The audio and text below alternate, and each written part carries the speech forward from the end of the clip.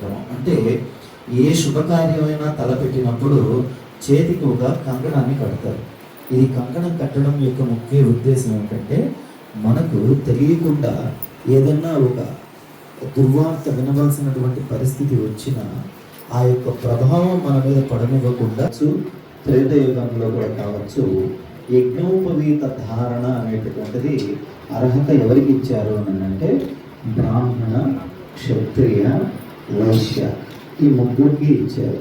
అంటే అప్పుడు కులమే లేదు అసలు, అందరినీ వైశ్యులు అనేవాళ్ళు, ప్రతి ఒక్కరు కూడా వైశ్యులే.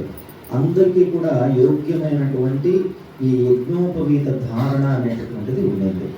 కాలక్రమేణా పని ఒత్తిడితో పని చేసుకుంటూ ఈ పొలాల పని కావచ్చు, వ్యాపార నిమిత్తంగా అవసరమైన పనులు కావచ్చు, ఇవన్నీ చేసుకుంటుంటూ రెండవ వైపు గాయత్రి అమ్మవారిని కూడా చేయగలిగేటటువంటి పరిస్థితి లేకపోవడంతో ఈ యజ్ఞోపవీత ధారణ కార్యక్రమం అనేటటువంటిది కేవలము వైశ్య అనేటటువంటి దాంట్లో రెండు భాగాలుగా విభజించి ఒకరు ఎవరైతే కష్టపడటం అనేటటువంటిది జరుగుతూ దేశ రక్షణ కోసంగా అనిత్యం కూడా కాపాడబడుతూ వాళ్ళంతా ఉంటారో వారిని శూద్ర అని చెప్పి, మిగిలిన వాళ్ళని ఒక వైశ్య, బ్రాహ్మణ, క్షత్రియ అని చెప్పి, ఇవన్నీ కూడా కులాలు కాదు, ఇవి ధర్మం, గుణము అని ఉంటారు.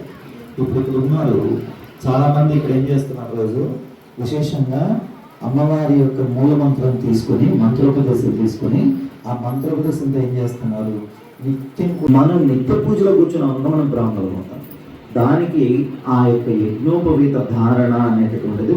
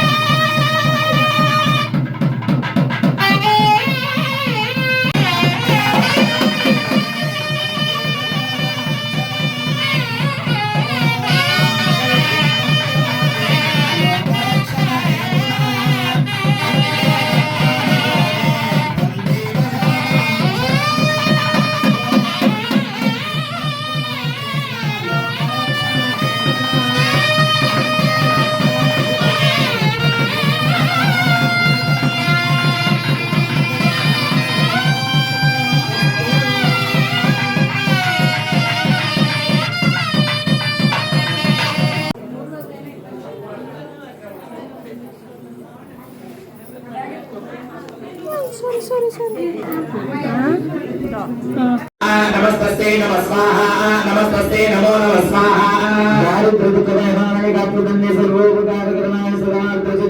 महालक्ष्मी च विद्महे विष्णुपत्नी च धीमहि महालक्ष्मी प्रचोदयात् सकलह्रीं नमः स्वाहा महालक्ष्म्याय नमः शान्ताकारं भुजगशयनं पद्मनाभं सुरेशं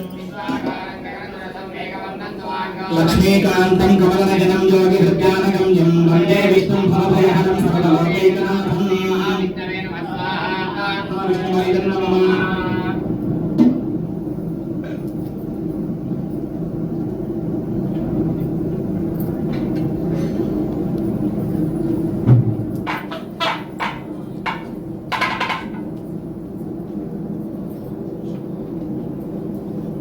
हरिः ओम् सप्तमावरणदेवता सर्वरोगहरचक्रस्वामिनी अधिपतिः बुधग्रहदेवताभ्यं नमः अधिदेवता प्रत्यदेवता सहिष्टदेवताः ॐ श्री महाविष्णवे नमः सुप्रीत सुप्रसन्न वरदा भवन्तु ऐं श्रीं ऐं गुरुवे वामाद्भुताय नमः पूजयामि तर्पयामि नमः स्वाहा ऐं श्रीं ऐं गुरुवे वामाद्भुताय नमः पूजयामि तर्पयामि नमः